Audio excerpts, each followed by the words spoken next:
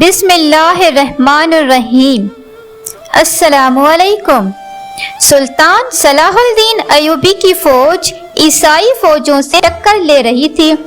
دشمنوں کے جوان، بوڑھے، عورتیں سبھی میدان جنگ میں نکل پڑے تھے اور جنگ جاری تھی۔ ادھر مسلمانوں کی فوج کے خیمے لگے ہوئے تھے اور یہ لوگ پوری بہادری کے ساتھ دشمنوں کا مقابلہ کر رہے تھے۔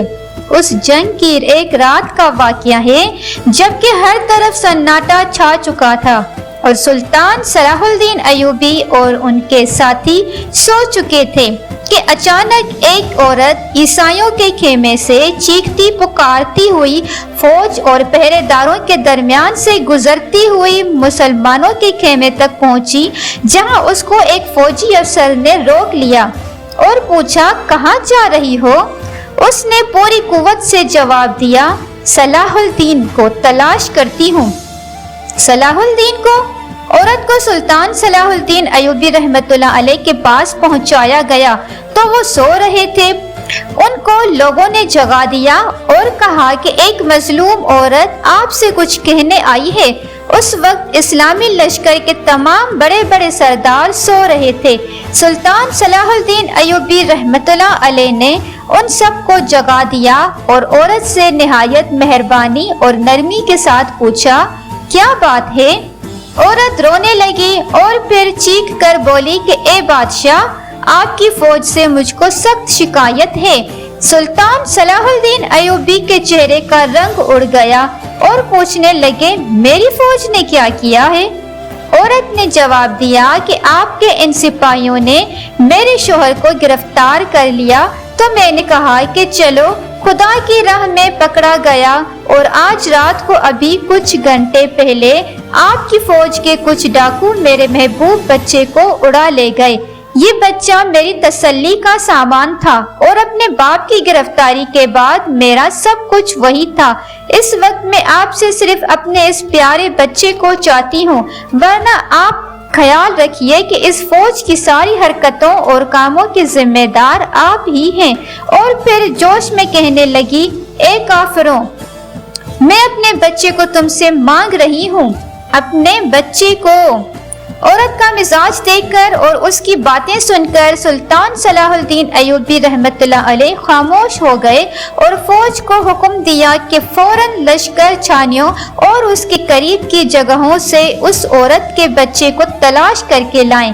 تھوڑی دیر کے بعد فوج والے کچھ اجنبی ڈاکوؤں کو پکڑ کر لائے جو بچے کو لے گئے تھے۔ عورت بچے کو دیکھ کر اچھل پڑی اور اس کو اپنے سینے سے چمٹا لیا اور اس کے چہرے کا بوسہ لینے لگی، اور محبت کے گرم گرم آنسو اس کے آنکھوں سے نکل کر بچے کے رخسار پر گرنے لگے۔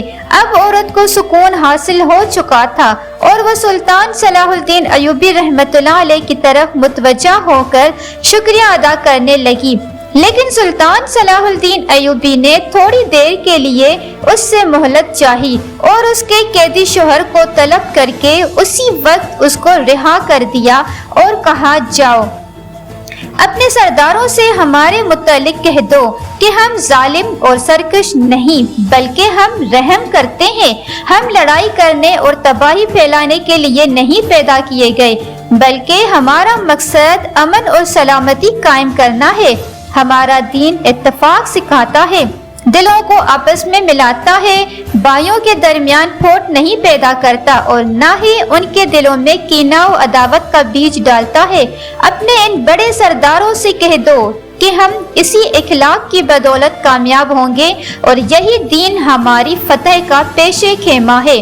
سلطان صلاح الدین ایوبی رحمۃ اللہ علیہ یہ کہہ کر اٹھنے والے ہی تھے کہ یہ دونوں میاں بیوی پوری جوش و خروش کے ساتھ یہ نعرہ بلند کر کے کہنے لگے کہ تمہارے یہاں رحم و انصاف ہے اور ہمارے پاس سخت دلی اور ظلم ہے، اور پھر کہا کہ ہم کو بھی آپ اس رحمت اور انصاف کی فوج میں داخل کر سکتے ہیں۔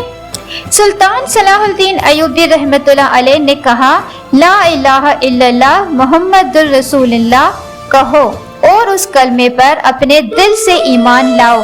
دونوں میاں بیوی نے لا الہ الا اللہ محمد الرسول اللہ کہا اور یہ دونوں میاں بیوی مسلمانوں کی چھاؤنی میں اپنے خیمے کی طرف جا رہے تھے اور لا الہ الا اللہ محمد الرسول اللہ برابر ان کی زبان پر جاری تھا اور فضا مسلمانوں کے نعرے تکبیر سے گونج رہی تھی۔